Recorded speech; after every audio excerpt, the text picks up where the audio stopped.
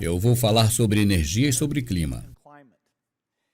Isso pode ser um pouco surpreendente, porque eu trabalho em tempo integral, principalmente sobre vacinas e sementes, e sobre as coisas que temos que inventar, criar, inovar para ajudar bilhões de vidas dos mais pobres a viverem melhor. Mas energia e clima são extremamente importantes para essas pessoas. E, de fato, mais importante do que para qualquer outra pessoa no planeta. O clima cada vez piora, o que significa que em anos suas plantações não irão crescer. Não haverá chuva suficiente ou haverá chuva demais. As coisas irão mudar muito. Seus ambientes frágeis simplesmente podem não suportar. Isso levará à fome, à incerteza e à insegurança. As mudanças climáticas serão terríveis para eles. Também o preço da energia é importante nesse aspecto.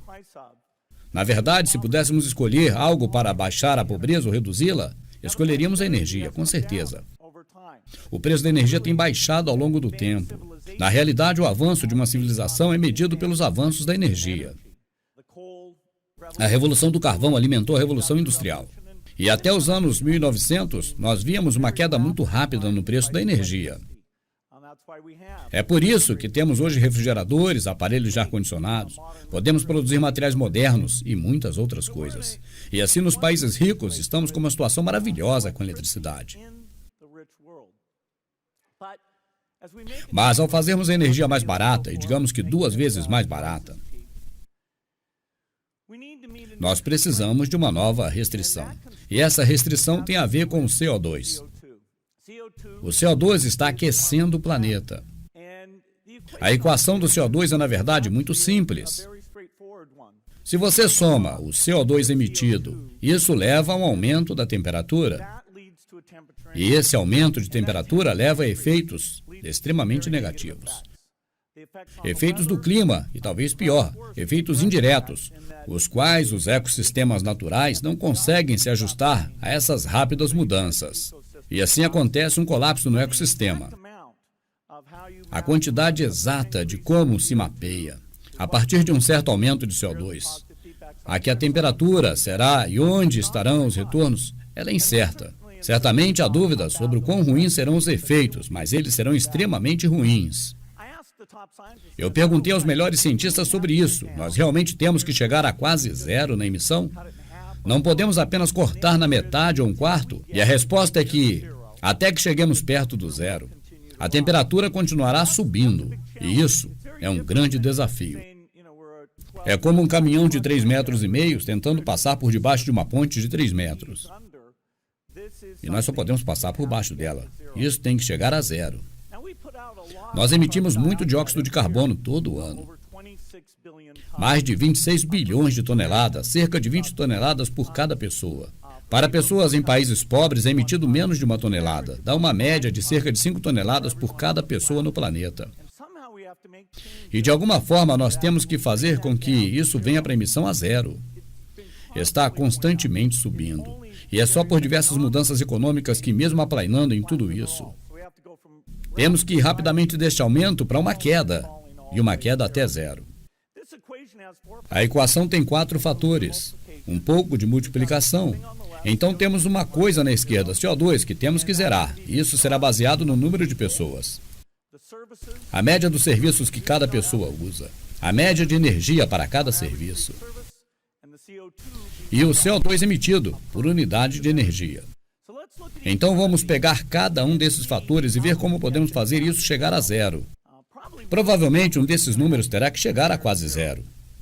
Vamos voltar à álgebra da escola, mas vamos dar uma olhada bem cuidadosa. Primeiro temos a população. O mundo hoje tem 6,8 bilhões de pessoas.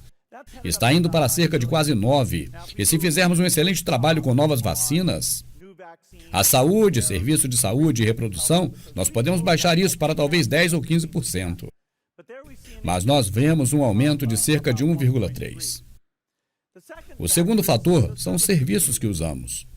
Isso engloba tudo. A comida que comemos, roupas, TV, aquecimento, essas coisas são muito boas. E se livrar da pobreza significa prover esses serviços para quase todo mundo no planeta. E é ótimo que esses números aumentem. No mundo rico, talvez o máximo de 1 bilhão talvez possamos cortar pela metade.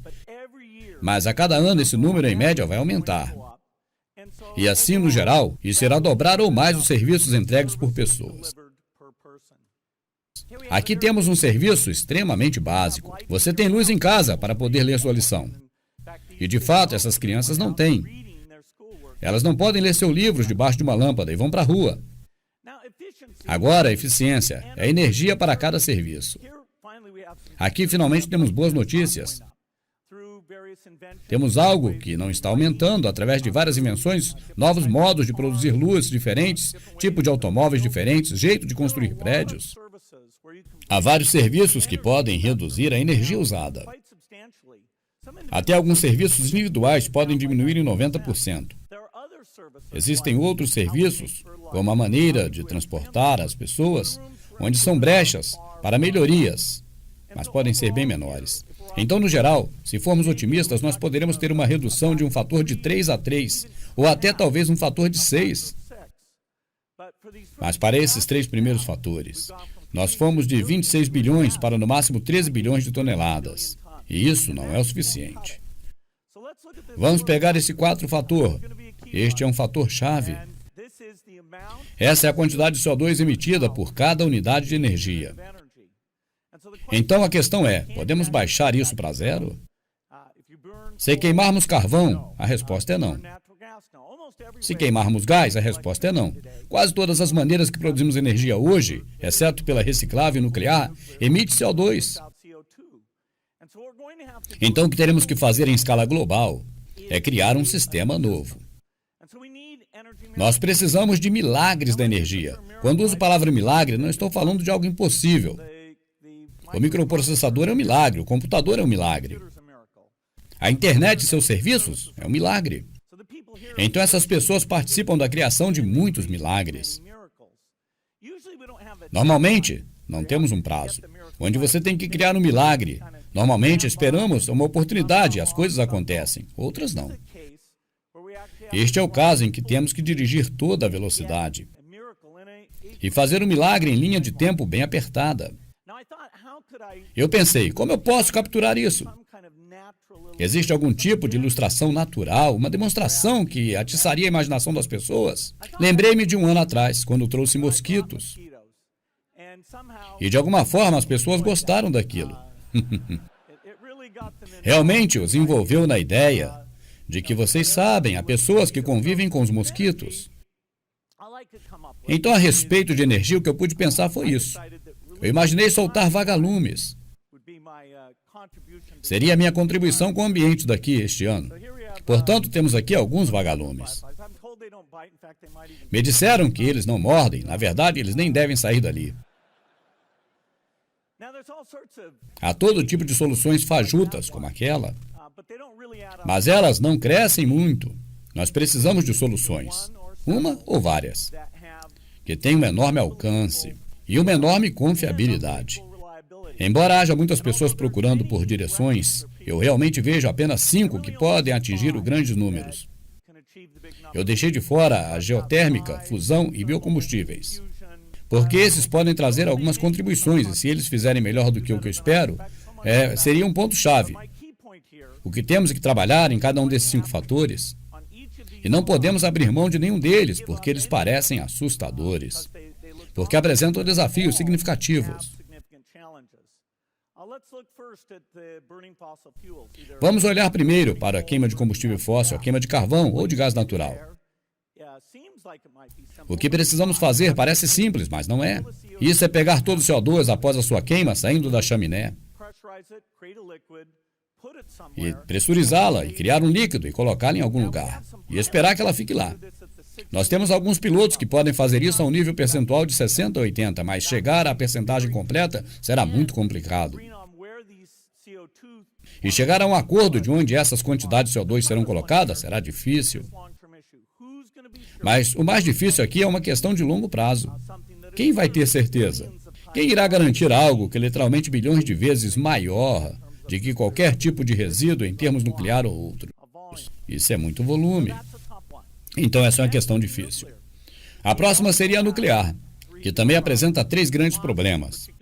Custo que é alto, particularmente um país altamente regulamentado, a questão de segurança, se sentir bem sobre nada poder dar errado, mesmo tendo operadores humanos, e que combustão não seja usado para armas. E então o que se pode fazer com os resíduos? Apesar de não ser muito grande, há muita preocupação em relação a eles. As pessoas precisam se sentir bem sobre eles. Então, há 3 problemas possíveis e difíceis que podem ser resolvidos. É por isso que deveriam ser trabalhados. Eu agrupei o último dos 5 problemas em um só. Esses são como as pessoas se referem a fontes renováveis. Eles realmente, apesar de serem ótimos, eles não necessitam de combustível, mas possuem uma grande desvantagem. Uma é que a densidade de energia acumulada nessas tecnologias é dramaticamente menor do que numa usina. Isso é uma agricultura de energia, não falamos em muitos quilômetros quadrados, milhares de vezes mais áreas do que você imagina como uma usina normal. E também essas são fontes intermitentes. O sol não brilha o dia inteiro, não brilha todos os dias. E, igualmente, o vento não sopra o tempo todo. Então, se você depende dessas fontes, você terá que ter um jeito de ter energia durante esses períodos de tempo em que essas não estão disponíveis. Então, nós temos grandes desafios. Temos desafios de transmissão, por exemplo. Vamos dizer que essa fonte de energia esteja fora do seu país. Você não só precisará da tecnologia, mas ainda tem que lidar com o risco da energia estar vindo de outro lugar. E, finalmente, o problema de armazenamento. E para dimensionar esse problema, eu pesquisei. Todos os tipos de baterias que são feitas hoje, para carros, computadores, telefones, lanternas, para tudo isso. E comparando isso ao montante de energia elétrica que o mundo usa, eu cheguei à conclusão que todas as baterias que fazemos agora poderiam armazenar menos de 10 minutos de toda a energia que é necessária. E, na verdade, precisamos de um grande avanço, algo que será um fator centenas de vezes maior do que o que temos hoje. Não é impossível, mas é algo muito difícil. Isso parece quando se tenta obter a fonte intermitente, para estar acima, digamos, de 20% a 30% do que está sendo usado. Se contarmos a 100%, precisaremos de uma bateria incrivelmente milagrosa. Agora, como iremos em frente com isso? Qual a abordagem certa? É um projeto Manhattan? Que pode nos levar a esse objetivo? Bem, temos várias empresas trabalhando nisso, centenas delas. E em cada um desses 5 caminhos, precisamos de centenas de pessoas. E muitas delas você olhará e dirá que são loucas. Isso é bom. E eu acho aqui no TED Group que nós temos muitas pessoas que já estão indo atrás disso. Bill Gross possui várias companhias, incluindo uma chamada Solar, que possui algumas ótimas tecnologias. Ele está investindo em dezenas de companhias. E estão fazendo coisas ótimas e têm possibilidades interessantes. E eu estou tentando apoiar isso. Estamos apoiando, por exemplo, uma companhia que talvez surpreendentemente está seguindo a abordagem da área nuclear. Existem outras inovações na tecnologia nuclear, como modular, líquida, e a inovação realmente desapareceu dessas indústrias já há algum tempo. Então a ideia de que existem algumas boas ideias por aí é tão surpreendente. A ideia de TEPO é que, em vez de queimar uma parte do urânio, aquele 1%, que é U-238, nós decidimos queimar a 99% U-238. É uma ideia muito maluca. Na verdade, as pessoas falam disso por muito tempo, mas eles nunca puderam simular adequadamente se iria ou não funcionar. E então, com o advento dos supercomputadores modernos, agora é possível simular e ver que sim. Com a abordagem de materiais certos, parece que isso pode funcionar e bem. E por que está se queimando aqueles 99%? Então se obtém grande melhora no perfil de custo. Você pode queimar os resíduos e realmente usar como combustível toda a sobra do resíduo dos atores de hoje. Então, ao invés de se preocupar com eles, apenas pense nisso. É uma coisa ótima. Ele respira esse urânio e vai junto com ele. Então, é uma vela. Você pode ver que há um log, geralmente citado como um reator. E em termos de combustível, isso realmente resolve o problema.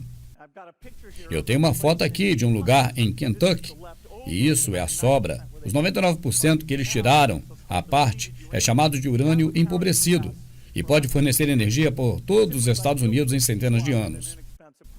Pode, inclusive, filtrar a água do mar e fazer isso bem barato. Pode melhorar combustível suficiente para o resto do planeta. Mas temos desafios pela frente.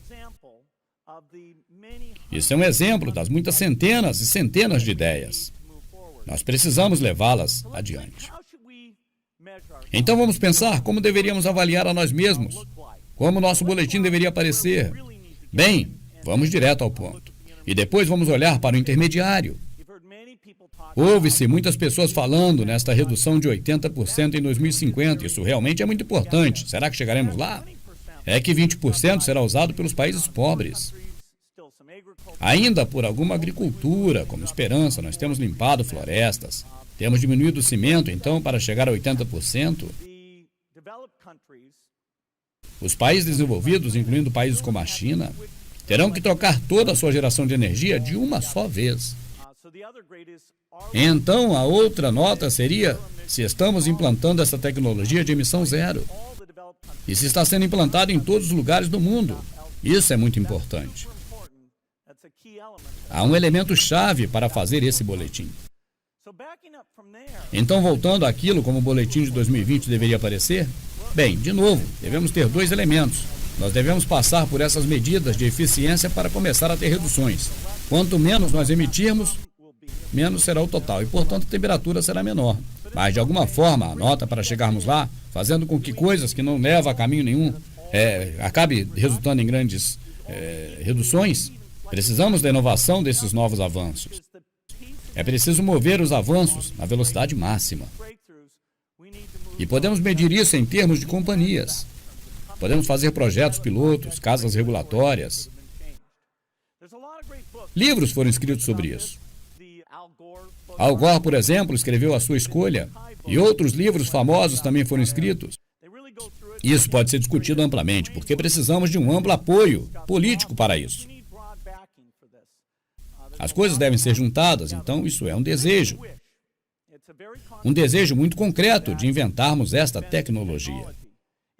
Se você me der apenas um desejo para os próximos 50 anos, eu poderia escolher quem será o presidente, poderia escolher uma vacina, o que é algo que eu amo, ou poderia escolher isso aqui. A metade de custo sem o uso de CO2 seja inventado. Esse é o desejo que eu escolheria. Este é aquele de maior impacto. Se nós não tivéssemos esse desejo, a divisão entre as pessoas que pensam a longo prazo e a curto, ela vai ser terrível. Países ricos e pobres terão uma divisão muito grande. E, acima de tudo, a vida daqueles 2 bilhões de pessoas serão muito difíceis. Então, o que devemos fazer? Eu estou apelando para darmos um passo adiante. Nós precisamos buscar mais investimentos em pesquisas. Quando países se juntarem em lugares, eles não devem discutir apenas CO2. Eles deveriam discutir uma agenda de inovações e ficaria espantado com o nível ridiculamente baixo de gastos. Nossas abordagens inovadoras precisam de incentivos de mercado, imposto sobre CO2, algo que tenha o sinal e que tenha preço. Nós precisamos espalhar a mensagem, precisamos fazer esse diálogo ser mais nacional, mais amplo, incluir pessoas do governo. Esse é um desejo importante, mas é um desejo que eu acho que podemos alcançar. Obrigado.